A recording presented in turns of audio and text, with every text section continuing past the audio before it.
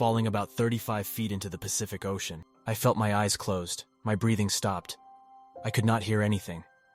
The bright lightness surrounded me, and I felt immediately at peace, but still scared because I knew that I had died, and that I had new powers such as knowing who was going to die soon or next, or other psychic visions. I saw the towers on fire in 1998 in vivid dreams and images. The Twin Towers of the World Trade Center fell on September 11, 2001. I have many other gifts that I have not shared with anyone, even my wife. This near-death experience was not a blessing, but a curse. It was my first visit to Maui, Hawaii in the summer of 1995. I was on vacation with my wife. We were carefree, yet still cautious as we drove the 39-plus cliffside curves on our way to Hana. We were on our way to visit the Seven Sacred Pools State Park. This is where you could walk in the rainforest and dip your toes or swim in the cool rainwaters cascading down from the mountains in Hawaii. My body was hot while enjoying the hot Maui summer. I was wearing heavy hiking-type boots, heavy clutch cargo-type shorts, a Ride for the Wild 1994 charity biking t-shirt, and a heavy fanny pack loaded with sunscreen, bug spray, and my camera and car keys, wallet and money. All of a sudden I felt comforted and saw, briefly, an older man about 50 years old, wearing farmer-type coveralls and a white shirt. He was smiling at me and had his hands out to reach or grab for me. I tried to grab him, and then all of a sudden, he disappeared. A dark tunnel was forming somehow. I could see it above my head. I thrust my arms up, barely moving, and then I moved closer and closer to the dark swirling light/darkness that seemed to pull me towards it. My hands broke the water's surface at the bottom of the waterfall. I seemed to fly out of the waters. I grabbed onto some sort of black, cold, and wet rocks. I could not hear, but I looked into the water that I had just come out of and saw this man waving goodbye to me, feeling him disappear. I grasped and clutched onto the slippery waterfall rocks, grabbing on and gasping for a breath. I felt being pulled back hard and felt a great rage or anger trying to pull me down back into the waters below. A huge ocean wave roared over my head. I felt like I was blacking out again, but I held onto those black, slippery rocks so hard with all of my might and strength. I felt someone pushing me closer and closer to the inside, underneath the waterfall above me. I could not hear. I felt peaceful. I clutched onto the rocks and looked around slowly. All around me were sharp, volcanic-looking black oceanic rocks, and wave after wave would slam hard against me. I felt like letting go and just surrendering, but I immediately thought of only one person, my wife. I could not die. Was I dead? Where was I? Shock must have set in here. For how long I do not know. I felt I was here alone, unable to hear, but seeing the pouring of heavy waterfalls, waters smashing into part of me, and ocean waves hitting me as I clutched onto these wet rocks. I faced the inside of the waterfall and looked at my hands. Little tiny black water ants crawled onto them, and seemingly felt like they were holding or trying to help me hold onto this wet rock. I felt I was slipping, and slowly I felt a presence nearby. I turned around and saw the older man, pointing upwards to the one side of the waterfall. What? He was mouthing something. I could not hear it. I wanted to hear him. Who was he? He kept pointing upwards on one side of the waterfalls, and I then felt something swim or brush along my entire leg. It immediately brought me some fear. For all this time I felt calm and peace. The fish or shark or whatever had just swum by me. Then to the left, and there moving towards me was a person. It was my wife, climbing down the side of the waterfall that the man had just pointed out to me. She got down to the bottom and swam across the bottom of this waterfall, maybe 30 feet across, with ocean waters seemingly stopping for her to swim to me. Water was pouring out of my ears. She screamed, "Are you all right? What happened?" And she tried to get me off the rocks and swim with her. I could not swim, and I had not ever learned to swim until maybe 10 years later after this event. I told her I loved her, and she said she loved me too. I'm afraid of pulling her down into the deep, dark waters below me. She was so brave and told me to hold on to her. I told her a fish or shark had swum across my leg, and she swam back to the shoreside so fast, like in 5 swim strokes. I felt my heartbeat slowing. I felt coldness coming over me. I held onto the rocks, and my grip felt weaker as the ocean waters began coming back over my head. 3 in a row, and then they stopped. I felt like I was falling backwards and someone was there to catch me. I turned around slowly and felt comforted. I saw pink, green, and blue and very vivid colors out in the distance, maybe 200 feet away or more from me. I could not figure out what they were or what it meant, but the colors comforted me, and I held onto the rocks harder. The ants tried to keep my fingers and hands warm by running and moving across them, back and forth, to warm up my hands. Hundreds of black ants. I heard, "Dude, bro, what are you doing here?" Huh? I turned around slightly to see 3 surfers on their bright surfboards of fluorescent pink, green, and ocean blue colored surfboards. I could not speak. One surfer floated into the waterfall pool with me. He tried to grab me. I heard voices, many voices. As he got off his surfboard, he wrapped his body around me, protecting me. "I won't let you die, friend," I remember him saying. He held on to me so tightly. I remember this event in detail so much that if I think about it and relax, I can go back to this event and relive it.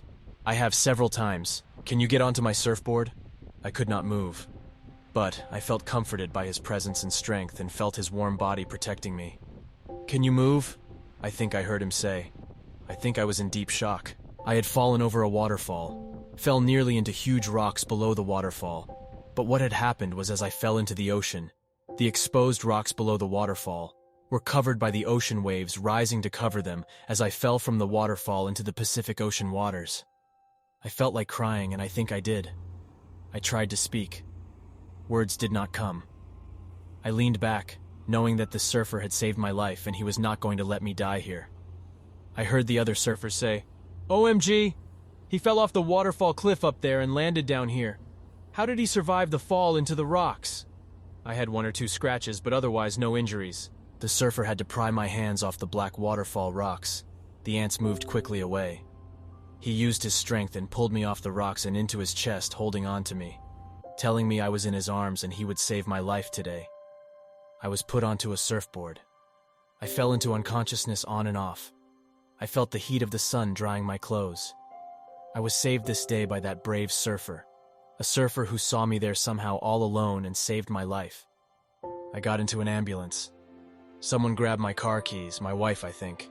Off I went, fast, yet slowly into the emergency room of the medical center. I blacked in and out of consciousness. My breathing became fast and I hyperventilated. The ambulance technician kept saying a prayer and, "OMG bro, you survived 7 sacred pools. Nobody ever survives that fall and comes back alive," he kept saying. Right on. It seemed like time stopped. I awoke in the small emergency room. I had calmed my breathing down so much that the emergency room doctor thought I was dying. Then I felt my body slowly awaken, and the next thing I knew, I was leaving the emergency room. My wife had made peanut butter and jelly sourdough sandwiches to eat on the long drive home from Hana. I had no real injuries.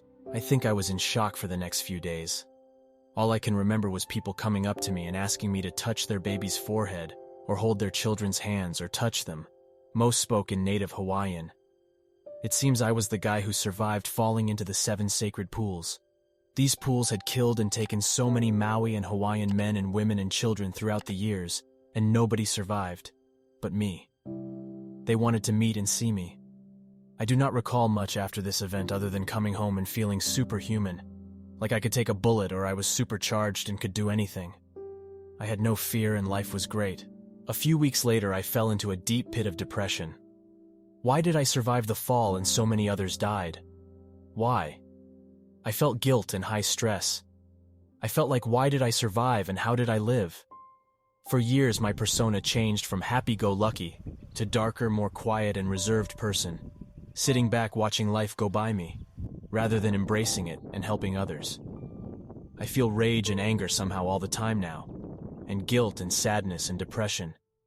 I feel it will go away once I die. My 20th anniversary of this accident is coming up, and every year I still feel afraid of the water and oceans and swimming. But I learned how to swim. Learned that my voyage or journey gave me new insights into the world, and that I had new powers such as knowing who was going to die soon or next, or other psychic visions. I saw the towers on fire in 1998 in vivid dreams and images. The twin towers of the World Trade Center fell on September 11, 2001. I can read people and know in their hearts if they are black and evil, or if they are kind and soulful. I have many other gifts that I have not shared with anyone, even my wife. I feel a man should not know when he is about to die. That is God's choice and decision, not mine to tell people their lives are about to end, or when a woman is pregnant even if they do not know yet. Yes, I have told a few women, and their looks of terror and panic was great. I don't like knowing things. But who knows how long I will be here? How long that I will live? This near-death experience was not a blessing, but a curse. I feel its power every day of my life, and when I hear of others seeing God in the white light tunnel, I call them out. No, I know who has gone and who has not gone into the near-death life. I have met 2 people only since who had died but came back, and I knew that they had died and came back even before they ever confided in me. Time slowed down as soon as my wife and I walked out of the car in the state park parking lot. There was one sign I saw. Dangerous rainwaters make swimming or crossing in streams very deadly. The sign was written in marker, not printed up professionally. Who or what am I now? What is my role in life? What do I do now? The medical center was so shocked and scared that I survived. I now recall people peeking in at me during the battery of tests. No water in my lungs.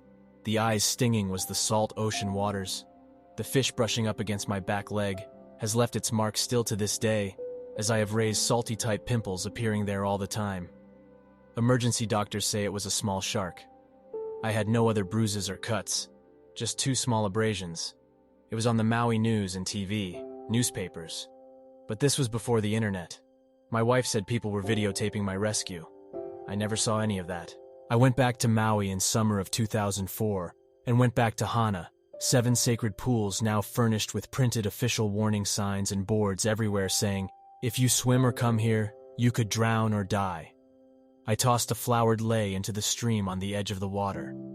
As I tossed it, I swear I felt complete peace and calmness come over me for this short time. Then I was back on vacation and on with my life.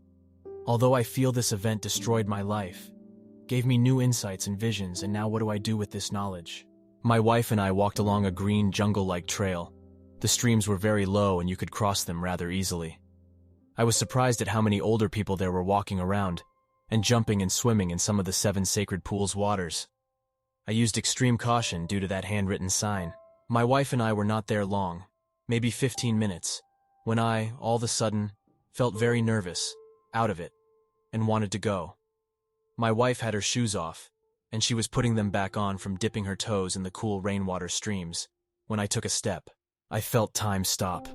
I felt forward momentum and the sensation that I was moving. This is the point where I slipped on some algae rocks in one of the drier streams and literally cartwheeled forward. I fell over the edge of one of the waterfalls at 7 sacred pools. Something happened. Time stopped. Yet on either side of my head I could see something like a movie strip playing from my infancy until where I was now. It seemed to stop on certain events, like the birth of my sister, the death of one of my younger friends, the huge blizzard of 1979, or other events comprised of my mother, father, and my wife. I also saw an older man. I assumed and felt that he was my grandfather. The film strip vision stopped right at the point where I saw myself tumbling over the waterfall, falling about 35 feet into the Pacific Ocean. This was the last stream that led and fell into the Pacific Ocean below. I felt my eyes closed, my breathing stopped. I could not hear anything. The bright lightness surrounded me, and I felt immediately at peace, but still scared because I knew that I had died, or was very near death. My eyes were closed, and yet they were burning. I felt the sensation of coldness and wetness and feeling uncomfortableness. Slowly the waters drained out of my ears, and I heard the thundering of the water falling down the waterfalls. I gave myself into the light and soon felt that I had blacked out or went unconscious.